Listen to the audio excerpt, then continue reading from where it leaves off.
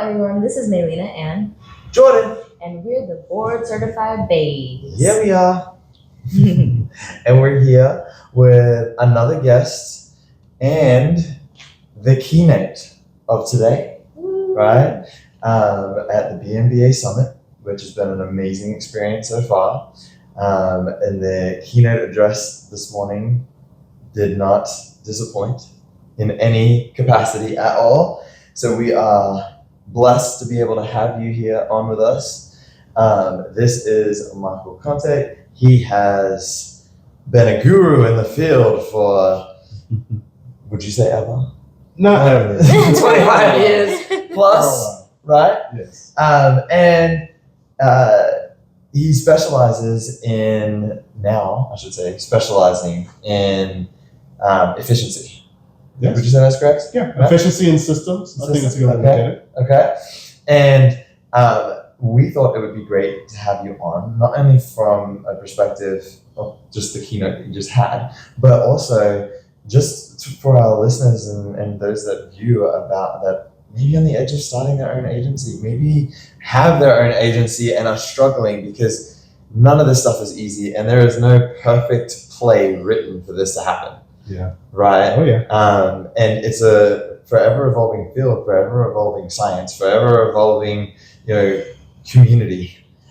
We have to be able to evolve with it and we get kind of stuck. And you mentioned that today in your keynote about, we need to be able to prune, not like get locked into ideas. We have so many great ones, we can't take them all on, and we can get into all this sort of stuff.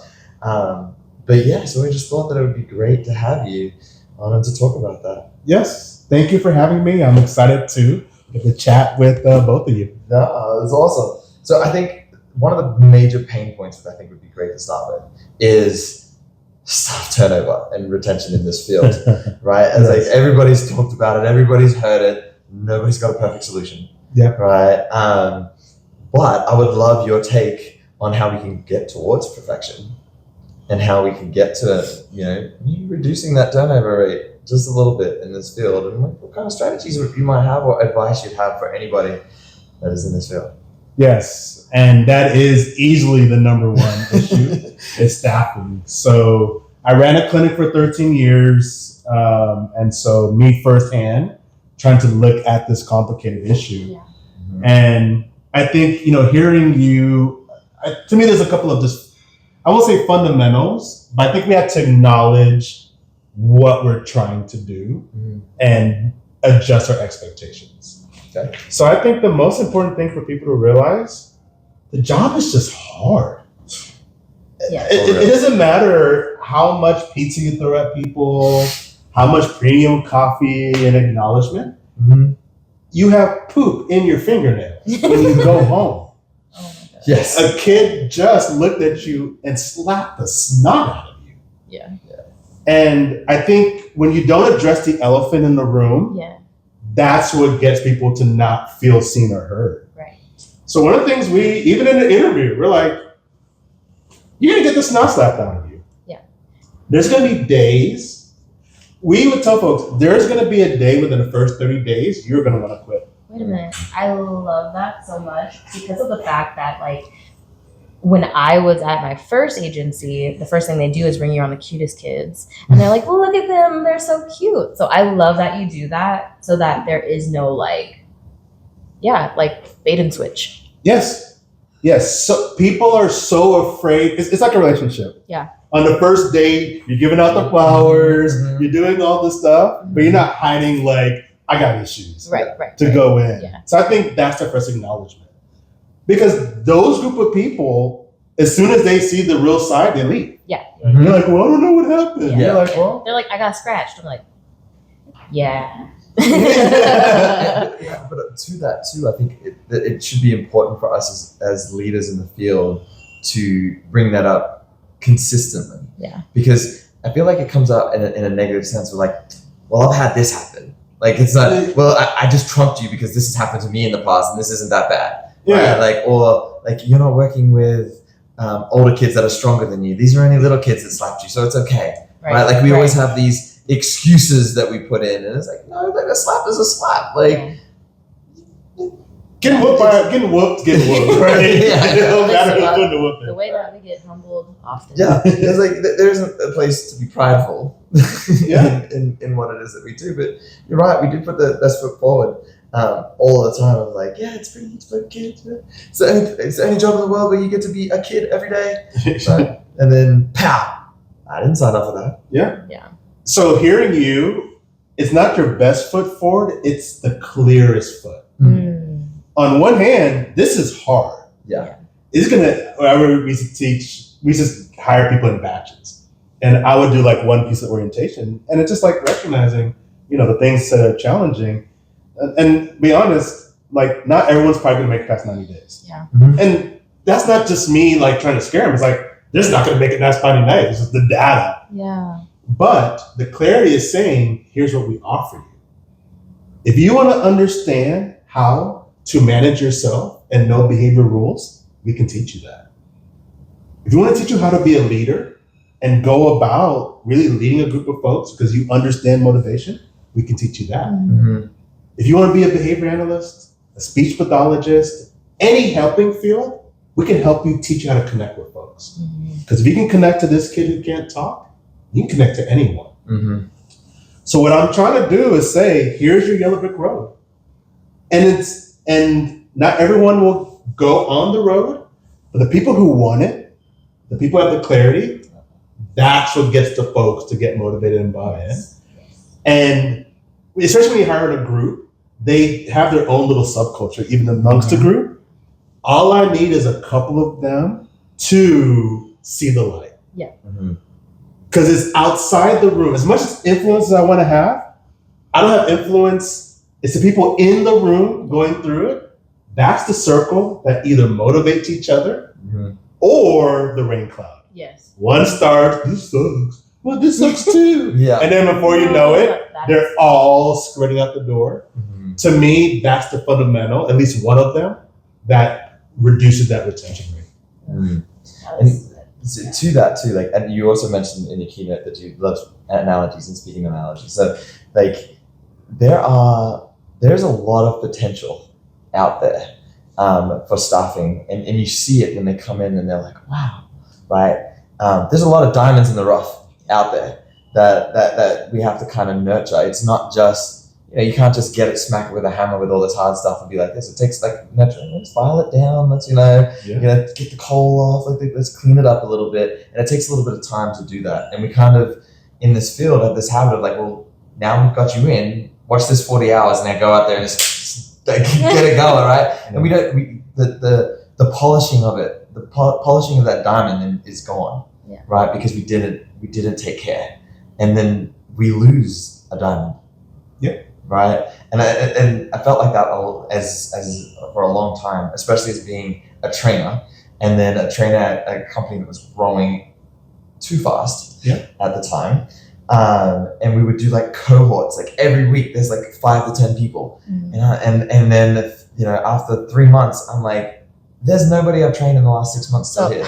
That's so true. I was actually part of those little cohorts. I remember being like, wait, like thinking 3 months later, like, I don't think I've only seen one other person that I did this with. Where are they? And that can be demotivating a little bit in the process. If you want to have a successful company, you're going to have to invest up front, not knowing if you're going to get the ROI in the back. Because a lot of folks, so I started my company before the RBT existed. So I actually remember when it was coming in, and we'll maybe talk about that a little later, the pros and cons of it. But a lot of folks are just taking 40 hours of anything. Yeah. Anything doesn't make you an expert. And a lot of folks are just like, they should figure it out. So I'm a big believer. If I believe in my system, if I believe in my company and our mission, I'm going to have to invest up front. Now I can hire in a batch, right? I can be efficient with it. We have the same orientation. We have a good curriculum. Yeah. I think a lot of folks are just cutting the corners at the beginning. Yes. So that's a different red carpet. Yeah. My red carpet is quality. And I'm saying, I'm going to do my best to give you enough tools to survive 90 days. Yeah. And at the end, if you can make it past this piece, I still have more training for you. I like that. It's okay, all right, you survived. Yeah. Congratulations. Let's get good at teaching imitation skills. Yeah. So one of the things I'm a big fan of, and I like 90 days is arbitrary, but in 90 days, if you want to improve your retention rate, they need to fall in love with either a part of ABA or a part of special needs or your target audience. Because without that, that's what gets them up in the morning when half of them says, why are you doing this to yourself? Yeah. So I think, and I'm fortunate that I still spend a lot of time working with the kids, so I could speak from an experience. But you can tell when the staff gets it. I've literally been in a room where the staff, let's say, does an extinction, right? And the kid's like, ah! And you can, in the staff, they hold it together, and then the kid calms down. And then in that staff's head, it's almost like a beautiful flower, like kind of comes out. And then like, you get it, you understand it. That person will stay a lot longer. And I've also seen the opposite. I've seen staff quit in their spirit. There are some kids I know, some of the best behavior analysts I know are kids. And they learn, I could break you. And I've seen staff look like a 4-year-old, and a 4-year-old has just broken this poor person. I'm like, ooh. And you watch a little spirit like float up. So it's, you have to give them a way to feel successful early, and then begins their journey.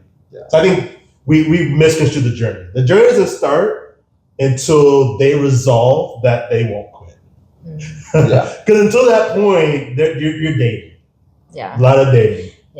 I love though that you are like very upfront about like, you might not like it and that's okay, and you can go. I love that you're not like, wait, we have to keep you, we have to keep the staff. Like, you're just bringing people in just to bring them in. Like, I love that you are like, no, like, as much as we do need staff, but I also know that we have a lot to offer you and to pour into you. So like, if you don't want to be here, don't be here. Like, I love that, because I think that what I see a lot of times in like big box agencies is like, just like, okay, turnover, then hire again, then turnover, then hire again. And it's like this, again, revolving door. So I think that's great that you bring that up, is like, it's almost like dating. I think that's a great way to put that. If I don't want to date someone who's begging me all the time and not showing me their flaws. And that's what companies do all the time. Please stay. And now I want you to stay. I'm here to help you. I'm not going to beg anybody. You have to want to be here if you want the quality. So if you want quality, you want people to be here. You don't need to gummy your way, through it. So, and that's a challenge. And it's a commitment at the top that allows that to take place. And then you do need something else. You need to have proof of concept. So then I can point to this person and say, just talk to her. Here, this is what I'm telling you. Talk to someone who's now been there for a year and hear their story. And then talk to someone who's been here for 2 years and hear their story. And that's where I get the group of folks that they see their path.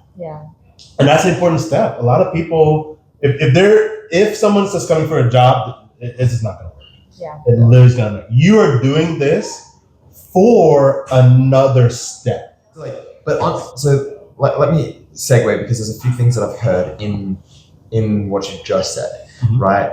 Is creating, in the company sense, like generational like success, basically, right? You said 90 days, then now have them talk to someone that's been there for 6 months. So I have someone that's been there for a year now, and now they've been here for 2. Talk to those people. They'll tell you the journey that they went, like, and how they've had that experience, right?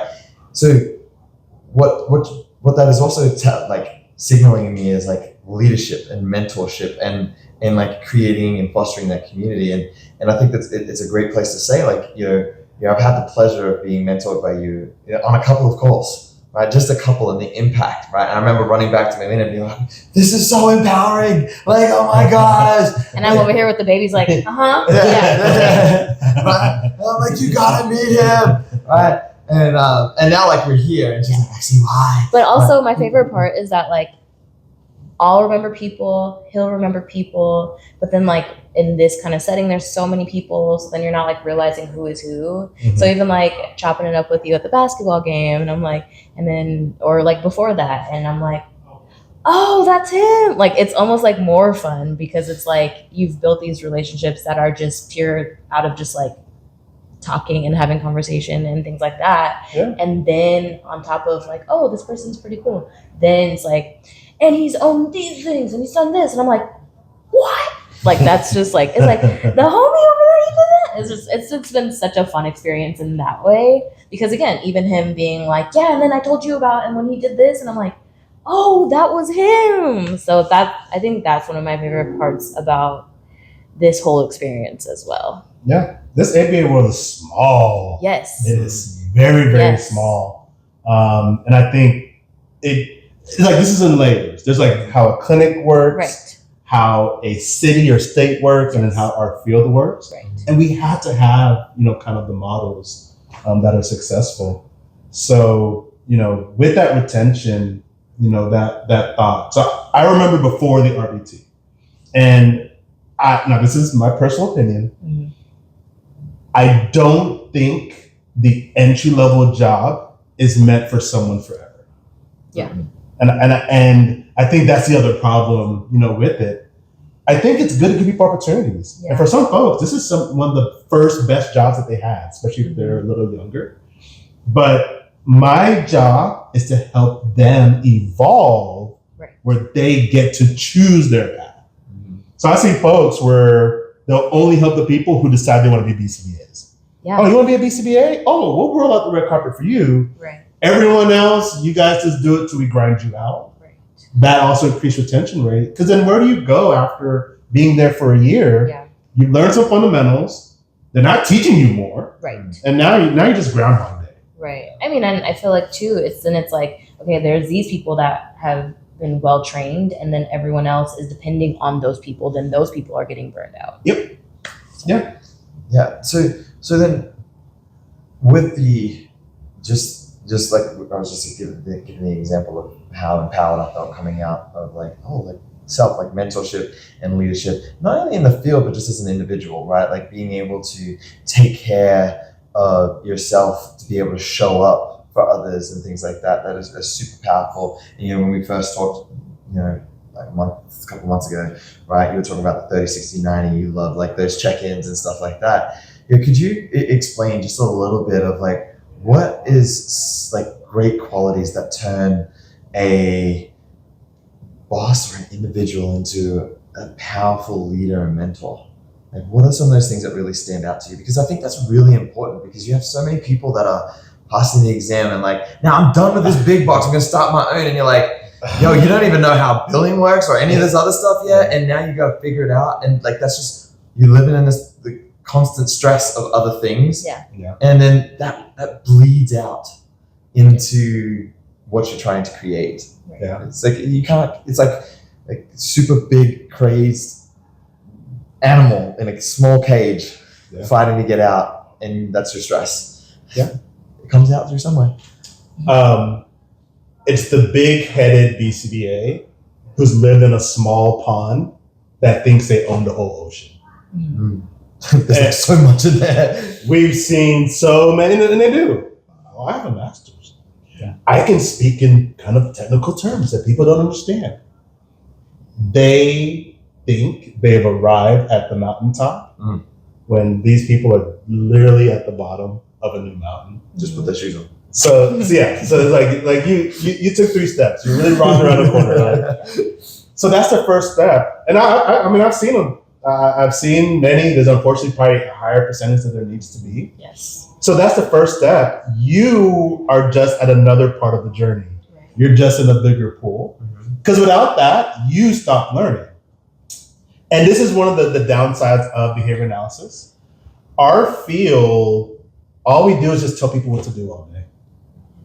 tell staff to do all day. You tell parents what to do all day. So that active listening skill is something you have to practice. It's not there. Yeah. The empathy. To me, it's so odd. That's why I like to talk about behavior analysts. You have to eat your own cooking. Yeah. There's so many behavior analysts that don't understand how to motivate the people in front of them. And it's like the biggest blind spot. So I am a huge fan that I have to eat my own cooking. Yeah. So for my own journey, I need to keep experimenting. Yeah.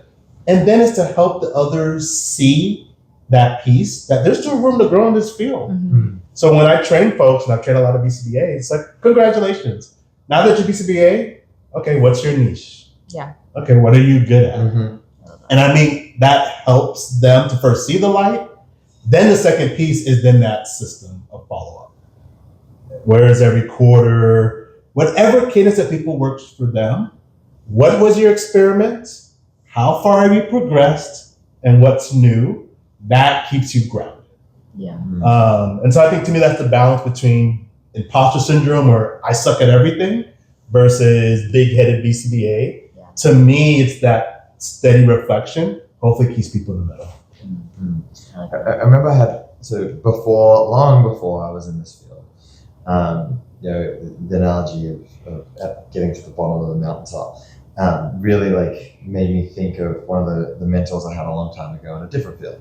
Back when I used to build houses, and he was like, yeah, like you're gonna get your certification. You're not gonna know what to do until 5 years after that. Then you're not gonna know how to be good or consider yourself good until 5 years after that. And then you're just going to be getting old and hurting. So like, that's because of the field that we're in. But it really sat with me because I was like, yeah, you know what? Like passing a test, like we go through the RBC exam or we take the BCBA exam. That's the start. Yeah. Like now there's no more safety net. We're like, oh no, this is what I was told to do. No, now you're the one that, especially for the BCBA level. Now it's like, no, it's falls on you now. Like those 4 letters mean that you're responsible enough to be able to have those 4 letters. It doesn't mean that you know everything, but you're responsible. You're seen as if you are responsible enough. I should change my wording. Yes. You're seen as responsible Yes. as responsible enough to have those letters, or because we crammed for an exam. Yeah. So I think all of that is so important. And so can you share what are some tools that we can do? I mean, you've trained thousands of people at this point. Would you say? At least over 1,000. At least over 1,000. Okay, I'm giving you more. But even then, what about the residual ripple effect from that? Like you've had that, and they've probably gone on. So I mean, there's probably thousands that have stemmed from you. I tell folks, because at ABA we're so close, so I'm like a BCBA granddad in some ways. And I'm so happy so many people that and I think there's a true mark of what impact you want, especially if you are, a more professional, seasoned BCBA. Your really mark is how people can come underneath you and still excel. Yeah. Some people want to be the shadow and I'm the one. And I see this a lot because when I started, I'm BCBA number 6,000, meaning that they do all cumulative, so you know what number you are. Mm-hmm. There are so few BCBAs. So, they can have any big head they want. There's not enough people to kind of go about it. But I think it's the people that I've seen come underneath me that have really blossomed and taking it knows that I gave a good path. Mm-hmm. And so I think if you're a seasoned BCBA, you have to be comfortable letting people grow out underneath you. And that really pushes the field forward, pushes your company forward. And even if they leave, that's the thing of, I don't own them. Yeah. And I remember when I started, it's like, this is a weird ownership. Yeah. You don't own your staff. You're leasing their energy that they're donating to you. Mm-hmm. And so, when folks leave, some of the best folks, they never became BCBAs. Yeah. They became nurses. Yeah. They became psychologists. And on top of that, guess who they referred when they knew someone with autism? So I look that every human that touched my company is a referral source. Yeah. And if I treat them with respect and not a commodity, even if they leave the journey after a year, they might send me 3 clients in my future. That's the leasing energy. Wow. I love how I love how you worded that. That's crazy. Yeah. You have a way with words. But in such meaningful ways that it's easily digested, but it plants a humongous seed, right, for an even bigger tree, right? I'm like in shock by that. That's actually what is happening, and we have to be okay with them putting their energy elsewhere. Yeah. Companies get stuck in like, I spent all this money training you. Yeah. There's no ownership. Yeah. There's no ownership. I'm here to co-collaborate with you. I don't want someone who wants to be owned. I think that's another way to look at it. Yeah. Because now you're doing it. Now you're using my energy to grow. Yeah. And not willing to move that way. So it really gets us to co-collaborate. Yeah. Because now you can tell me, hey man, I'm struggling here. And now we're talking about the RBT struggle of how to solve versus you guys figure it out. And then if anything happens, oh well. And then you just bring the next one kind of coming in. That's not a relationship. No. And so I love the dating analogy, but that really is great to kind of map on. I'm determined to commit to you. Now, if you want to leave the right way. Yeah. Because that's the other thing. The worst thing to keep at a clinic is someone who really doesn't want to be there. Yes. I call them they stop growing, but they know enough to do the job. Yeah, they're just kind of floating. But they're just floating. Yeah.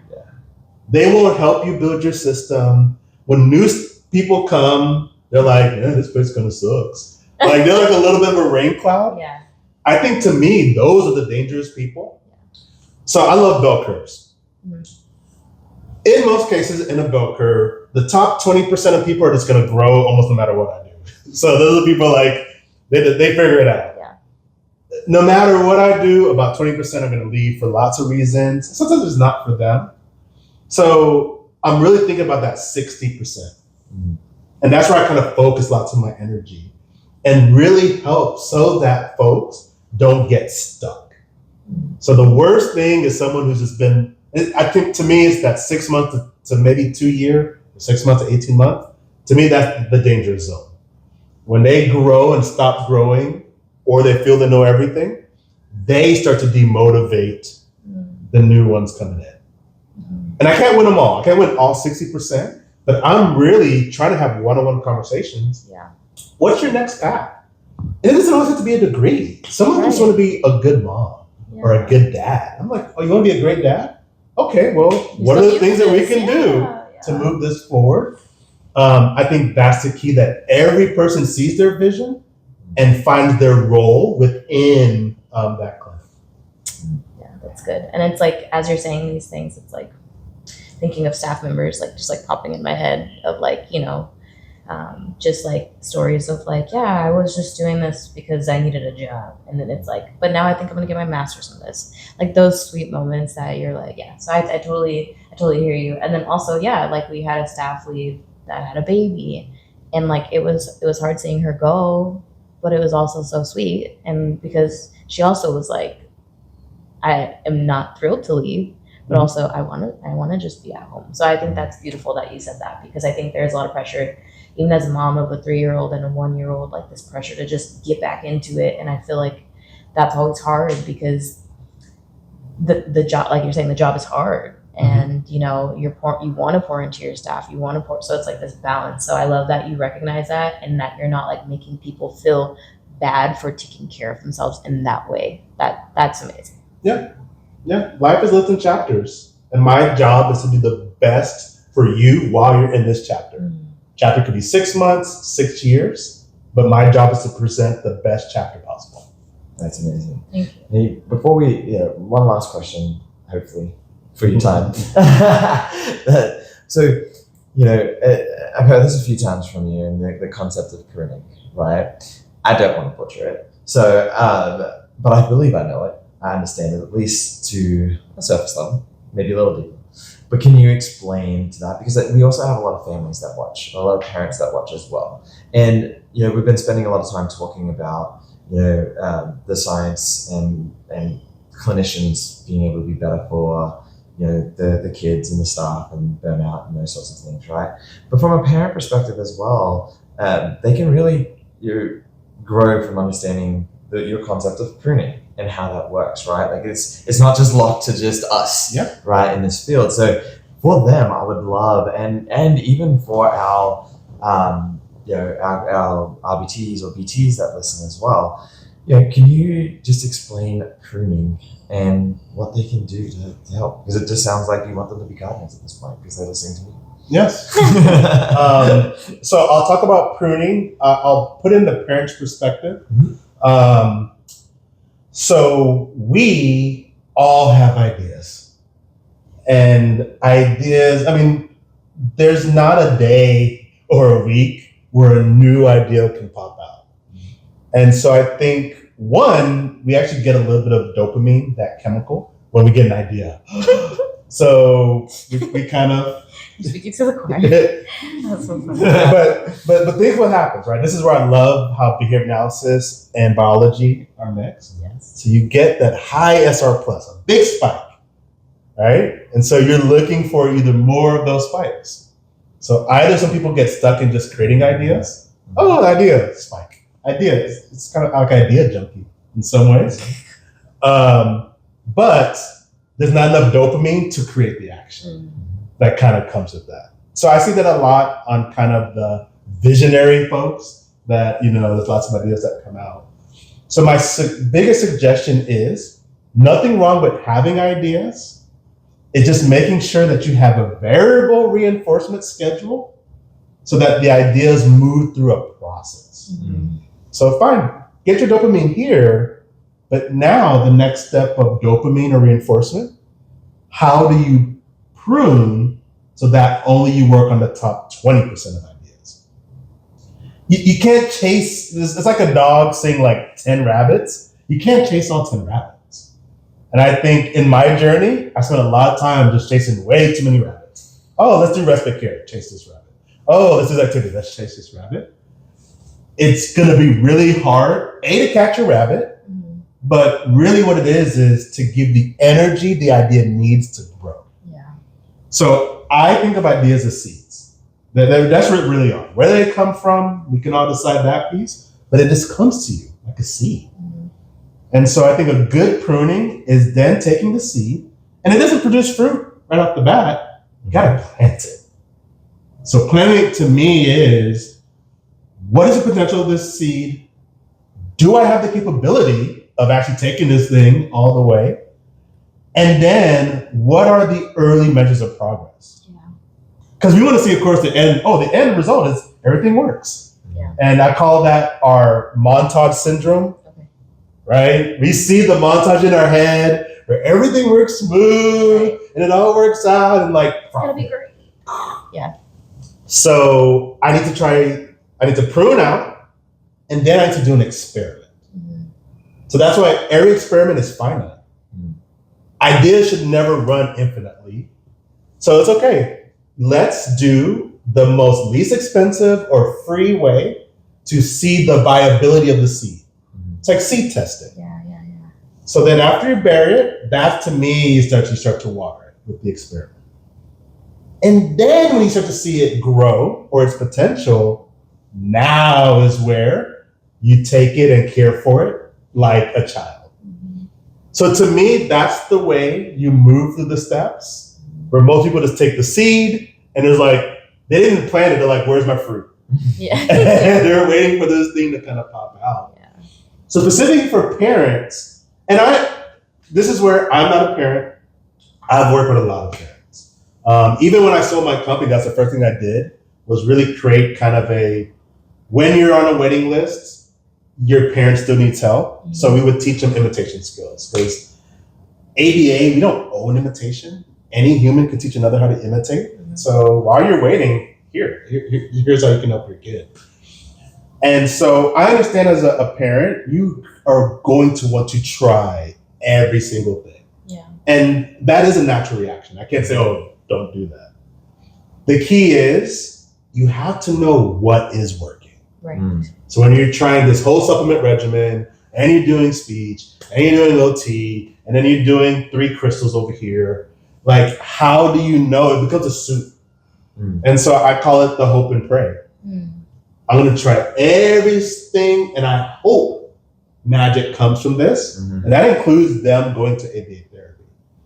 So a lot of things when talking to parents is they can try whatever they want. That's their responsibility. They need to know one metric to determine how this one is successful. So as for occupational therapy, it can be the sensory system because that's one of the things that occupational therapy works on. Okay.